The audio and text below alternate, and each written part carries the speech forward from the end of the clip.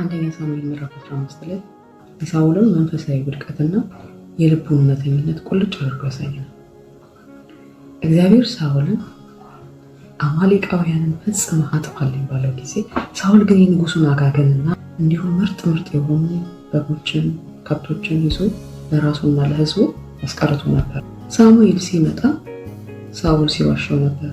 የከብቶቹ ድምፅ ግን ውሸቱን አጋለጠ። መታዘዝ ከመስዋዕት ይበልጣል። ሳኦል በህይወቱ ቅድሚያ የሚሰጣቸውን ነገሮች እዚህ ቁጥር ላይ እዚህ ምዕራፍ ላይ እናገኛለን። ከእግዚአብሔር ይልቅ ለሰው ፊት መጨነቅን ያሳየናል። ህዝቡ እኔን እንደ ንጉስ ማየቱን እንዳያቆም በሚል በጣም በዚህ ስጋት ውስጥ ተወጥሮ ነበር። ስለዚህ ይህንን ምን ይባላል? የታይታ መንፈሳዊነት።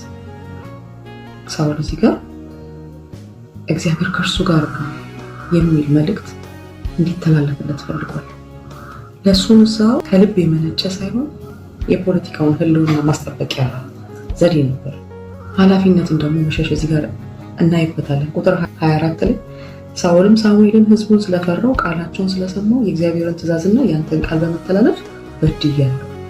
እንደገና ስህተቱን በማን ላይ አሳበበ? በህዝቡ ላይ። የስህተትን ኃላፊነትን አለመቀበል መጀመሪያ በማን ላይ ብሌም አደረገ? በህዝቡ ላይ። ሳሙኤል መጀመሪያ አብሬህ አልመለስም ብሎት ነበር።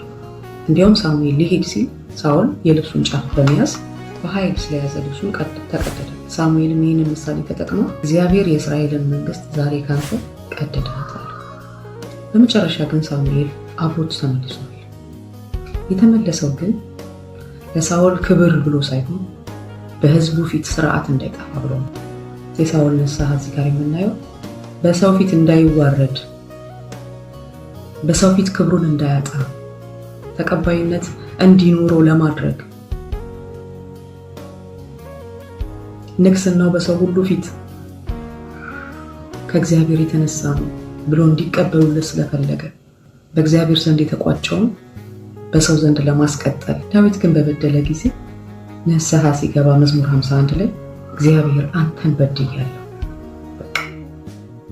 አንተን በድያለሁ። ዳዊት እዚህ ጋር ከእግዚአብሔር ጋር ስላለው ግንኙነት ህልውናው እጅግ እንደተጨነቀ ያሳያል። ምንም ይጥፋ ምንም ይሁን ያንተ ህልውና ግን ከኔ ጋር አይጥፋ፣ ከመገኘት ውስጥ አታውጣኝ፣ ከህልውና ፈቀቅ አታድርገኝ። የሰውን ክብር ተመርኩዞ ሳይሆን ንስሐም የገባው ዳዊት የእግዚአብሔርን ህልውና በማጣቱ እጅግ ተቆጭቷል። በልቡ እጅግ ተጸጽቶ ነው ወደ እግዚአብሔር ንስሐ የገባው። የሳኦል ጸጸት ግን በእግዚአብሔር ዘንድ የተቋጨ በሰው ዘንድ ቅቡል ለመሆን የተደረገ ንስሐ። ዛሬስ እኛ ንስሐችን በእግዚአብሔር ዘንድ ተቀባይነት አለው? ንስሐ የምንገባው ለሰዎች አፍ ተጨንቀን ነው? አገልግሎታችን እንዳይቋረጥ ነው? ከእግዚአብሔር ፊት መሸሹስ? ከህልውና መራቁስ? አቤቱ ከህልውና አታውጣኝ እኮ ነው የሚለው ዳዊት። ከመገኘትህ አታርቀኝ። ባዶነቱን ያውቃል፣ ተሰምቶታል። ባዶነቱ እጅግ ገብቶታል። ንስሐችን እንደ ዳዊት በእግዚአብሔር ህልውና ውስጥ ለመገኘት ይሆን? ላለመታጣት ይሆን? በሰውኛ ልንቀጥል ይሆናል። የሳኦል ንግስና በሰውኛ ቀጥሏል። በእግዚአብሔር ዘንድ ግን የተቋጨው በምዕራፍ 15 ላይ በሰው ግን ቀጥሏል። አገልግሎታችን በሰው አይቀጥል። ንስሐችን እውነተኛ ንስሐ ይሁን፣ እግዚአብሔር የሚቀበለው ንስሐ ይሁን። አንተን በድያለሁ እንበል፣ አንተን አሳዝኛለሁ እንበል።